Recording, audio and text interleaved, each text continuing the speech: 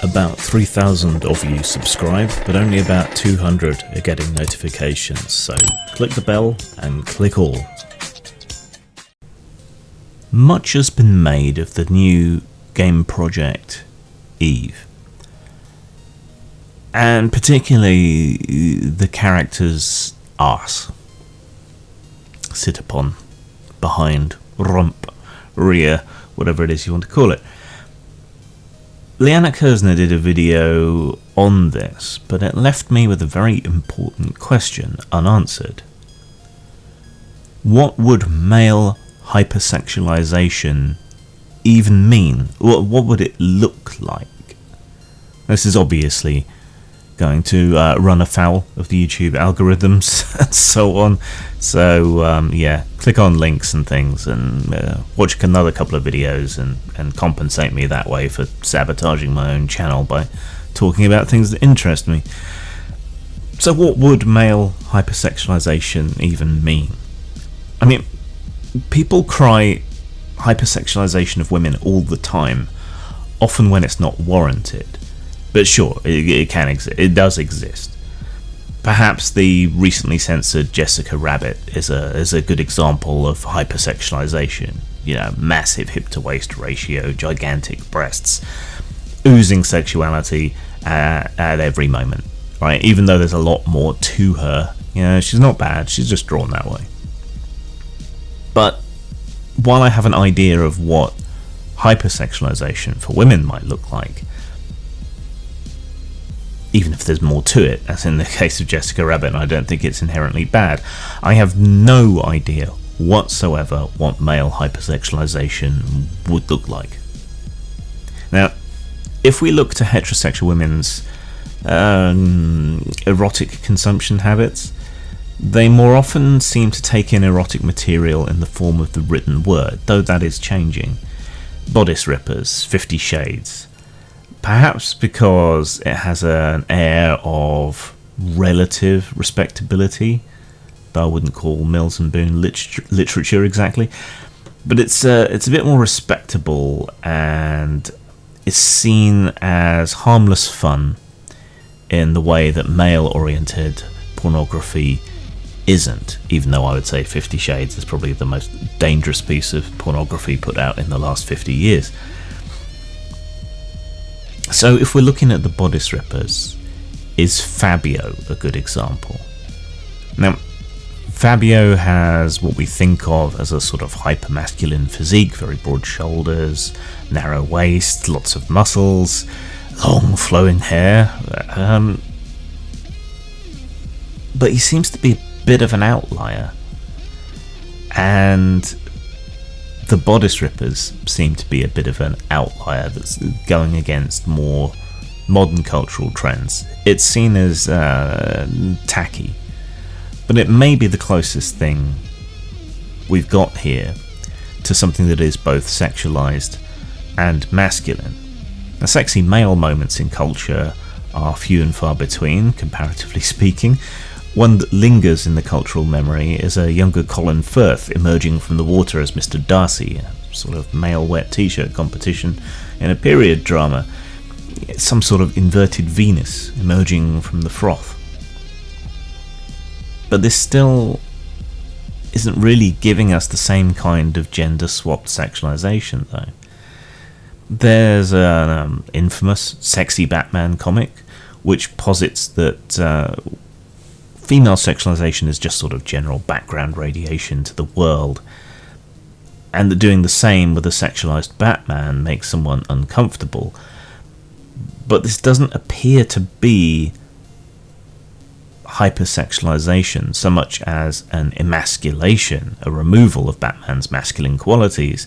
It seems to be a very sort of specific fetish for this particular cartoonist.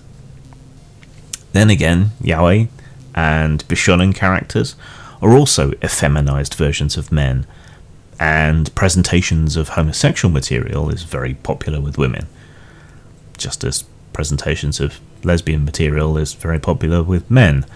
And then you get twice as much sexual signaling, at least that's the last thing I read about it.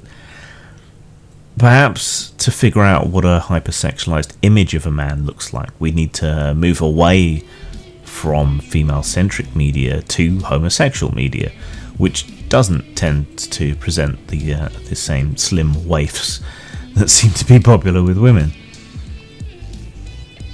I don't think there can be any question that Tom of Finland is both hypermasculine and hypersexualized. The bodybuilder physique, the uniforms and the kink, the obviously huge penises.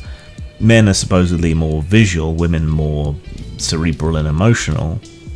But does the Tom of Finland set of tropes cause a dampening of the gusset for women or not? I'm still left with no real answers at the end of thinking this through for 2 days when I should have been working.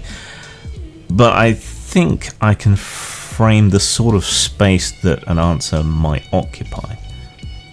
Culturally, at least, perhaps instinctively, we tend to see male sexuality as dangerous, and this seems to be a universal. In repressive Islamic societies, they deal with it, supposedly, by covering up women. In Western societies, we deal with it by bludgeoning men with shame and guilt, at least at the moment. So male sexuality is inherently seen as dangerous. That shouldn't necessarily strike us as so surprising, given relative male average strength, the act of penetration being seen by some feminists as inherently violent, and so on. Women's bodies are more enclosed, and they have much more obvious secondary sexual characteristics. If you were to rate certain body parts or displays as more or less offensive, most people would, I think, find a penis, especially an erect penis, the most offensive and lewd. And I think this is a big part of the reason why we see more female nudity than male nudity. It's less obvious, it's less threatening, and there is more you can show without crossing completely into offensive territory. It's not really that surprising. The male genitals aren't that aesthetically pleasing. They look like an anorexic rooster with an infected wattle most of the time, and a threatening meaty cudgel the rest of the time.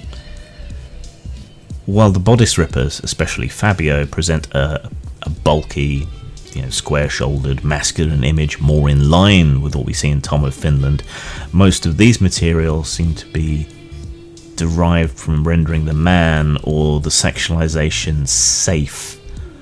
The social strictures of bygone days, the shifting of the material to the written word away from the visual medium, the effeminizing, the removal of masculine characteristics, or voyeurism into the imagined homosexual trysts of twinks and bishies. Yet at the same time, non-consent is a significant female fetish, which would seem to contradict the appeal of presenting such emasculated, unmasculine sex objects. So male sexuality and arousal is threatening, especially when visually depicted. So I don't think we'll get any definitive answers anytime soon, but the Pornhub stats on female viewing habits are telling, and women can certainly be horn dogs just as much as men can. So over to you, really, and especially the female viewers, though I know there's not that many of you on YouTube. What would you describe as male hypersexualization? Is it the Tom of Finland, or is it the bishy waif? We're talking about a hypersexualized presentation of masculinity. So, in those terms, what do you think? Zang. Whitechester, prison city of the damned, is currently funding on Indiegogo. Please go there and support this city crawl for 5th edition and probably Morkborg, Grimdark, and Lamentations of the Flame Princess. Ladies and gentlemen, a single bottle of Reverend Dr. Grimm's Miracle Elixir will solve your constipation, dissipation, exculpation, obstipation, extirpation, bastardization, demoralization, amortization, accusation, disorganization, boulderization, malversation, dehumanization, plagiarization, demonization, feminization, localization, categorization, stigmatization, monetization, pulverization, and rationalization, sterilization, victimization, infatuation, insinuation, vexation, masturbation, perturbation, litigation, subjugation, and the French pox, or your money back, as used by the crowned heads of Europe. This is horrible what happened today. See, I don't like the, I have, okay, like a lot of you, I hate a lot, you know? But I hate with style and creativity.